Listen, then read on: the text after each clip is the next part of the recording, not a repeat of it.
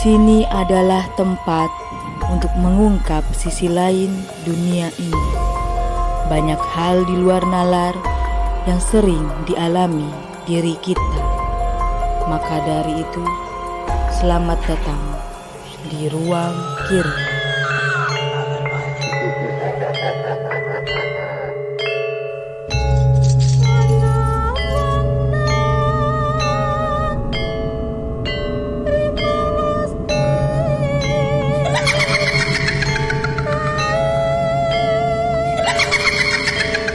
Assalamualaikum warahmatullahi wabarakatuh.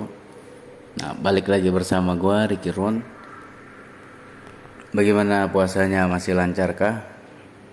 Tenang, dikit lagi kita akan merayakan Idul Fitri bagi yang merayakannya.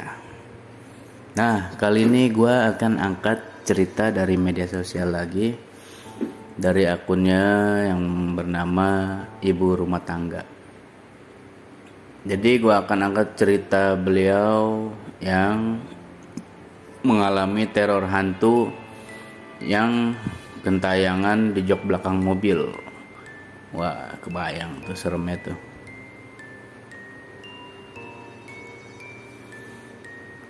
Langsung aja kita masuk ke ceritanya. Jangan lupa siapin kopi dan cemilan kalian, guys.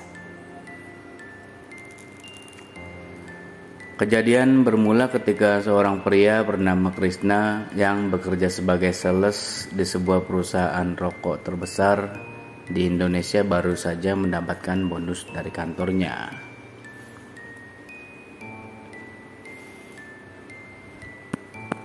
Jadi mungkin dia dapat mencapai target dan keluar semua bonusnya ya.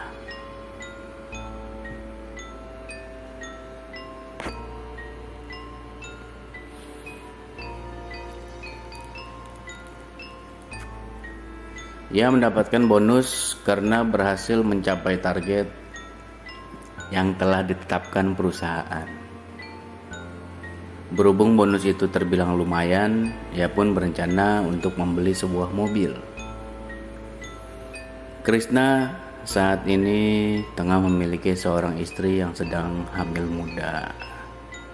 Karena ingin memanjakan istri yang memang hamil muda, dia pun membeli sebuah mobil dengan harga yang pas di kantong, sesuai budget ya guys.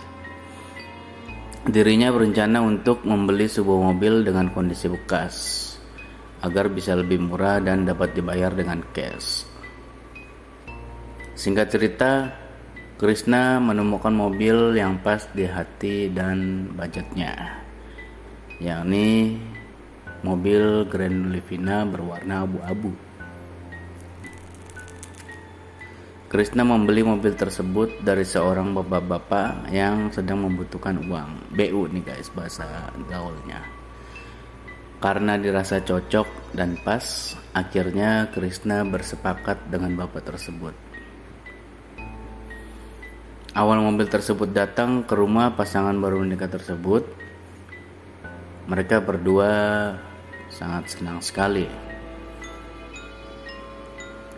Mereka jadi bisa leluasa pergi kemana saja dengan mobil sendiri tanpa memakai mobil kantor.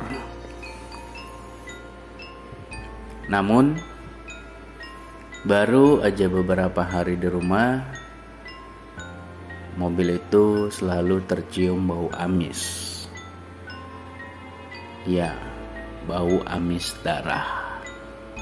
Jadi bau amis darah itu lebih anyir gitu ya kalau bahasa guanya, lebih anyir, beda dengan bau amis ikan dan lainnya ya guys. Nah, lanjut ke cerita. Mereka selalu mencoba mencari-cari di sela-sela mobil untuk mengetahui sumber dari bau amis tersebut. Yang ditakutkan justru ada binatang yang mati dan mengeluarkan darah. Tapi semua itu gak membuahkan hasil, karena gak ada satupun binatang mati di sela-sela mobil. Bau amis darah itu semakin menyengat ketika sore menjelang malam hari. Krishna pun sering membawa mobil itu ke tempat cuci mobil dan diminta untuk diberikan pewangi yang lebih banyak. Namun, tetap saja bau amis itu masih tercium ketika sudah sampai di rumah. Mulai janggal nih guys. Selain itu, jika mereka sedang mengendarai mobil di malam hari, selalu aja terdengar suara tangisan bayi. Wah, kalau nggak konsen ngeri banget sumpah.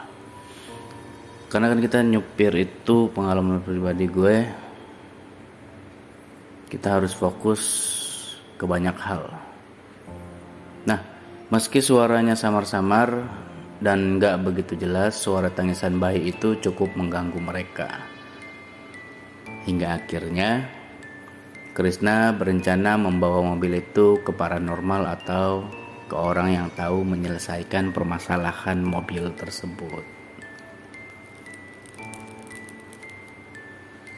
Karena menurutnya ini bukanlah permasalahan yang biasa terjadi, tapi karena kesibukan pekerjaan, akhirnya rencana ke paranormal itu selalu diundur-undur.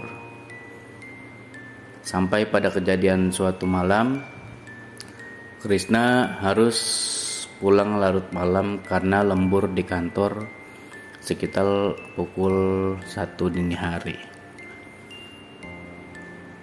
Sepanjang jalan pulang, ia terus mencium aroma bau amis darah tersebut, guys. Ketika jarak sampai ke rumah tinggal 3 km lagi, entah mengapa bulu kuduk Krishna terasa tegang. Sambil menyetir, Krishna membaca doa terus-menerus. Namun tangisan bayi itu muncul dan muncul. Terdengar lebih jelas dan keras dari sebelumnya. Dan akhirnya ia pun mulai curiga ada yang gak beres nih di mobil tersebut. Karena merasa ada yang gak beres, dia terus mengecek kaca spion untuk memastikan keadaan. Udah mulai panik nih ya. Ketika ketiga kalinya Krishna melihat ke kaca spion, dan ternyata ada sosok wanita sedang menggendong bayi di jok belakang mobilnya. Wah, gila. Ini kalau kita nggak fokus bisa kecelakaan, kaget nih. Lanjut ke cerita. Ia sempat bertatap-tatapan sesaat hingga akhirnya Krishna harus menginjak rem mobilnya dengan mendadak. Sontak Krishna langsung keluar dari mobil.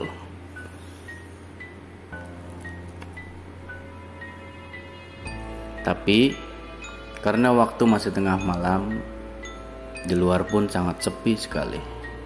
Hampir gak ada orang. Berkali-kali Krishna membaca doa dengan apa yang dia lihat. Dan ketika dia lihat lagi dari luar, di jok belakang mobil kosong guys, alias gak ada siapa-siapa. Meski jarak rumah sudah semakin dekat, tetap aja dia bingung harus melanjutkan dengan mengenakan mobil tersebut atau enggak. Setelah menenangkan diri sejenak, Krishna akhirnya memutuskan pulang dengan mengendarai mobil tersebut. Sebelum masuk, nggak lupa ia membaca ayat kursi terlebih dahulu. Tapi agak bingung nih gue guys. Namanya Krishna, tapi Islam Muslim, keren. Ketika memasuki mobil, Krishna melirik sekitar dalam mobil untuk memastikan nggak ada siapa-siapa di jok mobil belakang, dan kenyataannya memang kosong.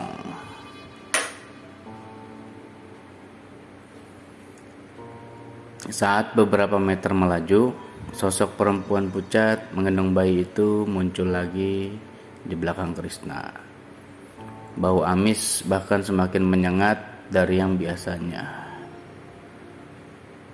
Sontak dia langsung membaca ayat kursi dengan teriakan. Karena Krishna baru pertama kali melihat makhluk tak kasat mata.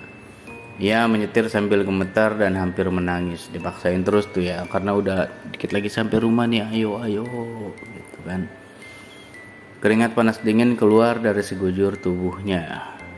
Dengan kekuatan gas yang luar biasa, dia langsung memarkir mobil tersebut di depan rumahnya tanpa dimasukkan ke garasi.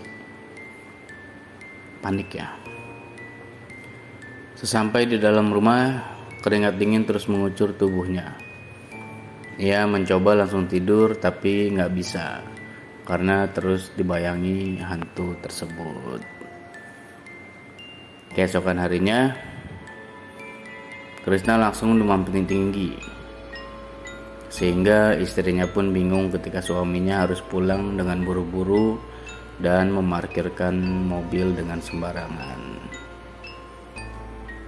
Belum cerita nih Krishna ke istrinya mungkin. Krishna yang gak berani cerita karena istrinya sedang hamil muda. Oh iya, jadi dia takut kenapa-napa gitu istrinya ya. Dia takut jika istrinya nanti kepikiran, sehingga Krishna beralasan ingin tidur lebih cepat karena ngantuk semalam itu. Setelah sembuh beberapa hari sakit, Krishna masih trauma untuk menaiki mobil tersebut. Karena bau amis masih terasa, dia memutuskan membawanya ke kiai yang bisa mencari solusi permasalahan itu. Krishna ditemani oleh temannya untuk pergi ke kediaman Pak Kiai pada sore hari. Tapi sosok hantu gentayangan itu muncul dengan tiba-tiba di belakang jok. Wah, gila. Karena kaget, Krishna akhirnya nggak bisa mengendalikan mobil tersebut dan akhirnya kecelakaan masuk ke dalam jurang. Kan itu yang bikin bahayanya, itu kita nggak siap, kaget gitu loh. Gue pribadi pun pasti kaget. Meski begitu, keduanya masih bisa diselamatkan dan hanya mengalami luka lecet di tangan. Krishna segera meminta bantuan saudaranya untuk menginformasikan kondisinya itu. Gak begitu lama banyak warga yang melintas menolong Krishna dan temannya untuk ditenangkan.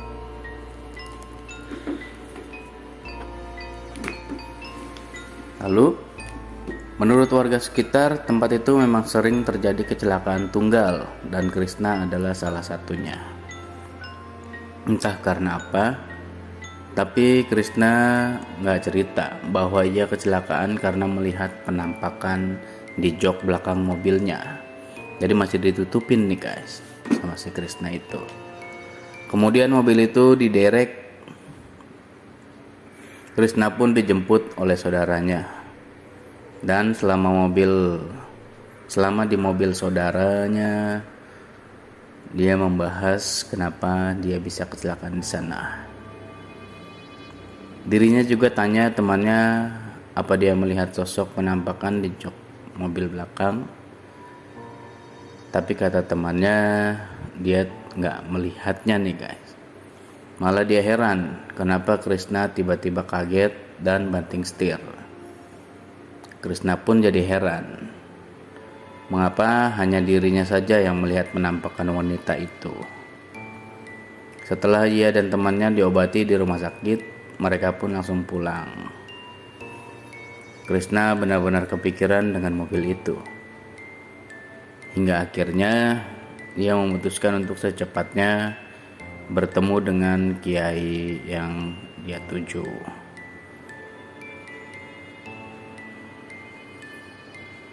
Dengan menggunakan mobilnya, dia akhirnya sampai di tempat kiai tersebut. Beliau langsung mempersilahkan masuk, dan tanpa basa-basi Krishna pun langsung menceritakan kejadian-kejadian yang dialaminya. Kiai itu sebetulnya ingin mengecek langsung ke mobilnya, tapi berhubung mobilnya masih di bengkel jadi diurungkan. Oh, jadi dia ke tempat Kiai itu naik mobil dianterin nih guys.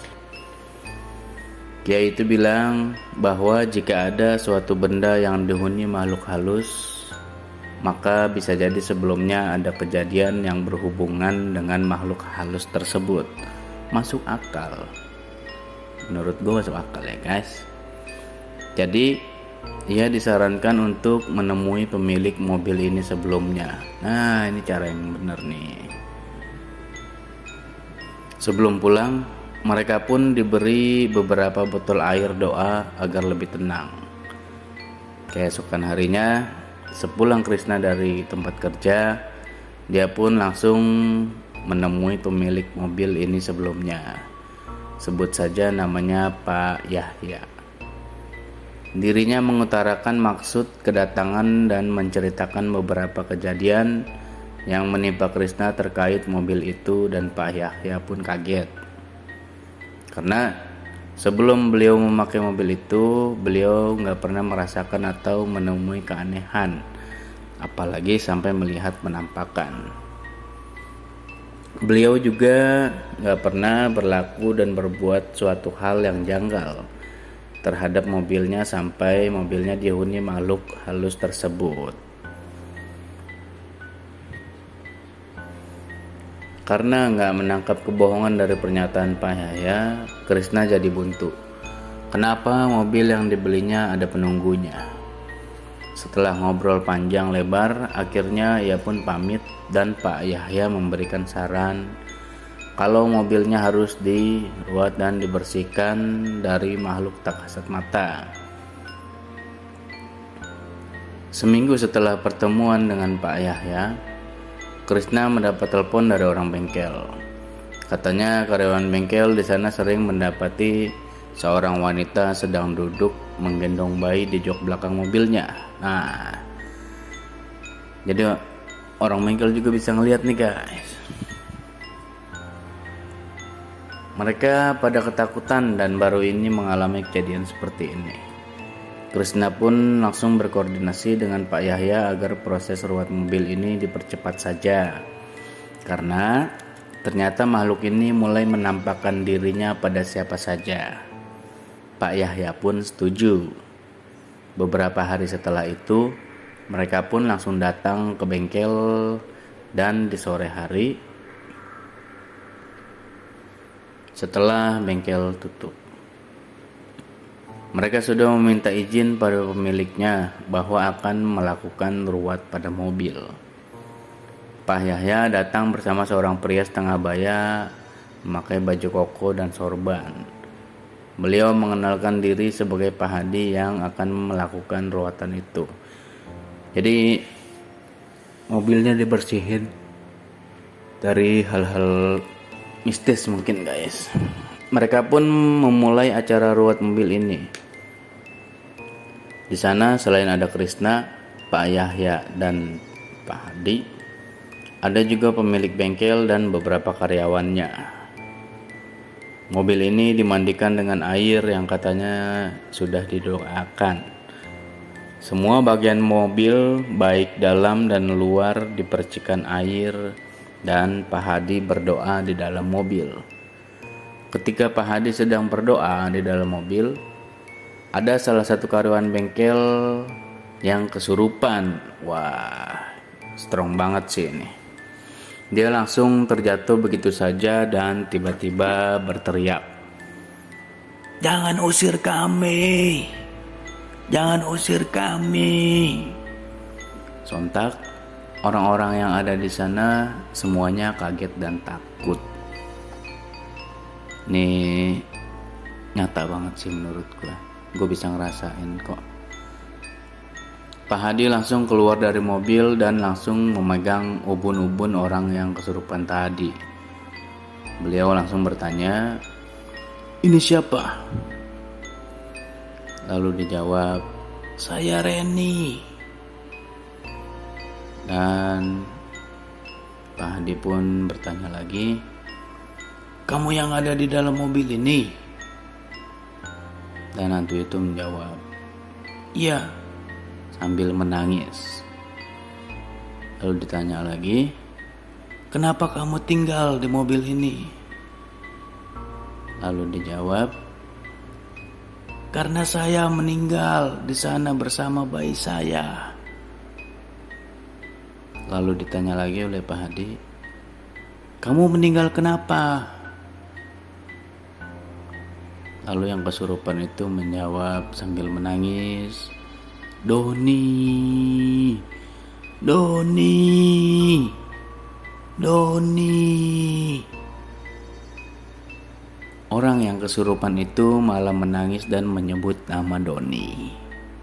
Entah siapa itu Doni, Krishna pun gak kenal. Tapi raut muka Pak Yahya jadi berubah. Wow, curiga nih, siapanya Pak Yahya ya Doni?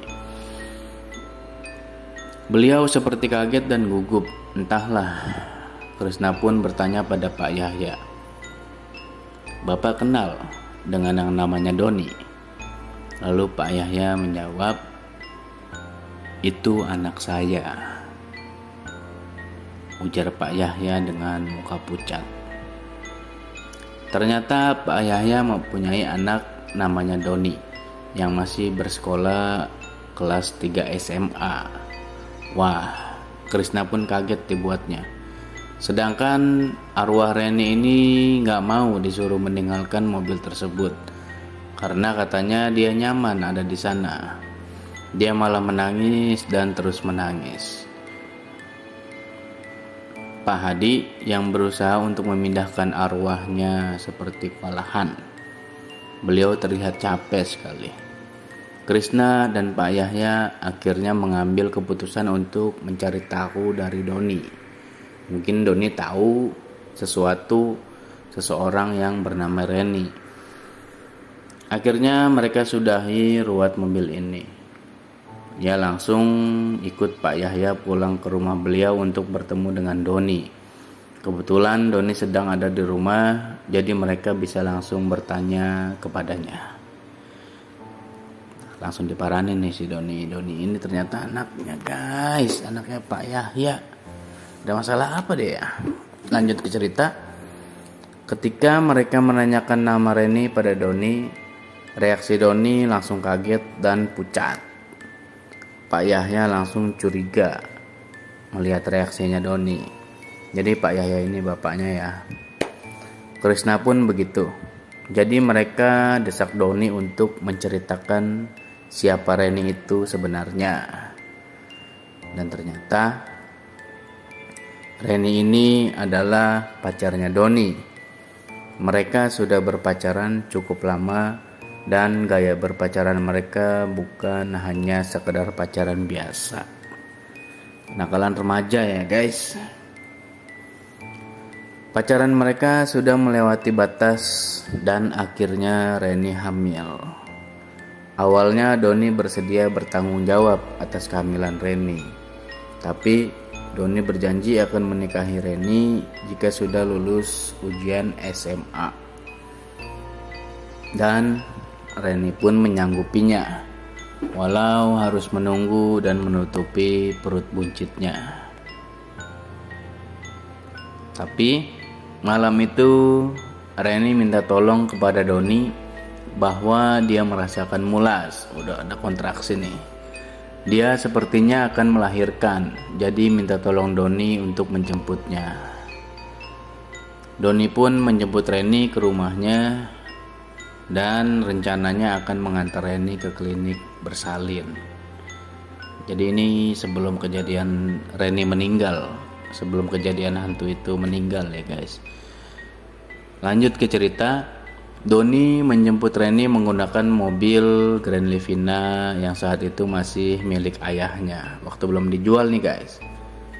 Sebelumnya Reni ini hanya tinggal bersama ayahnya, sedangkan ibunya sudah meninggal.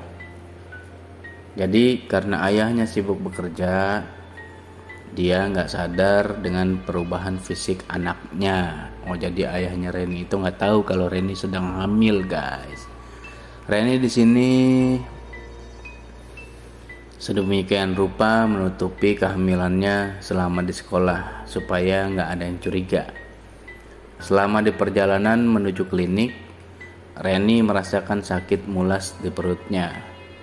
Doni dan Reni pun panik. Mereka nggak tahu harus berbuat apa. Tapi tiba-tiba pikiran jahat berkelebat di pikiran Doni. Dia langsung membekap mulut Reni sampai Reni kehabisan napas. Wah, ini pasti depresi ya, belum siap gitu Doninya. Reni pun meninggal saat itu juga, sedangkan bayinya waktu itu masih hidup. Bayinya laki-laki. Namun karena setan sudah menguasai pikiran Doni, maka bayi tidak berdosa itu pun menjadi korban kejahatannya Doni. Wah, ini kacau. Jangan ditiru ya guys. Karena takut perbuatannya diketahui oleh orang lain, maka Doni membuang jasad Reni di jurang di suatu tempat malam itu juga. Doni merasa perbuatannya aman-aman saja dan gak ada yang mengetahuinya. Ketika mendengar cerita lengkap dari Doni, anaknya Pak Yahya pun langsung emosi dan memukul Doni. Dia langsung bersumpah bahwa Doni harus mempertanggungjawabkan perbuatannya. Saat itu Doni langsung sujud di kaki ayahnya.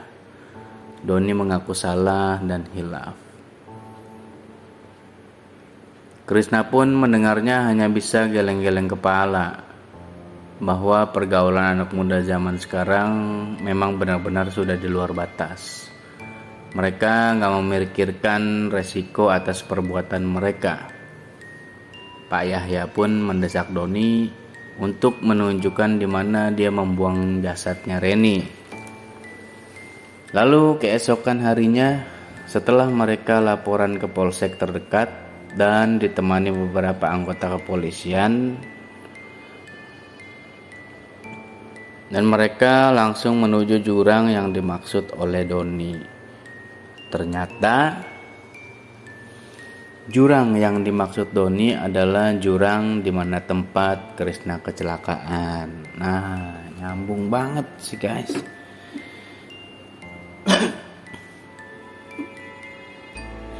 Mungkin di kecelakaan Krishna kemarin, Reni itu ingin menunjukkan jasad dirinya kepadanya. Tapi waktu itu dia nggak melihat sekeliling. Ternyata jasad Reni ditemukan sudah membusuk saat itu juga, beserta jasad bayi yang dilahirkannya. Oh, sadis banget nih. Mereka ditemukan tertutup daun-daun kering di dasar jurang. Begitulah jika setan sudah merasuki jiwa seseorang. Jadi kuatkan iman ya guys. Untuk menutupi kesalahannya, dia melakukan kesalahan lain yang lebih fatal. Akhirnya Doni dipenjara untuk mempertanggungjawabkan perbuatannya. Sedangkan nasib mobil Grand Livina ini sampai saat ini masih dihuni oleh Reni. Ngeri banget ya. Sampai saat ini jika Krishna sedang menyetir malam-malam, masih suka terdengar suara tangisan bayi di mobil itu dan masih suka tercium bau amis. Cerita ini hanya Krishna yang tahu dan sengaja memberitahu istrinya karena dia sangat penakut. Kejadian pembunuhan Reni terjadi seminggu sebelum mobil ini Krishna beli. Jadi sebelum si Krishna beli ini, seminggunya itu Reni dibunuh ya guys. Jadi mungkin wajar saja jika Pak Yahya gak merasakan keganjilan seperti yang dia rasakan. Cukup menarik ceritanya guys. Jadi yang gua ambil di sini, kita nggak bisa nebak-nebak sih kalau beli barang bekas itu.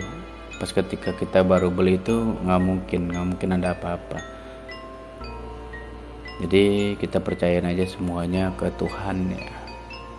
Dan perbuatan Doni ini jangan kalian tiru ya guys, kenakalan remaja ini,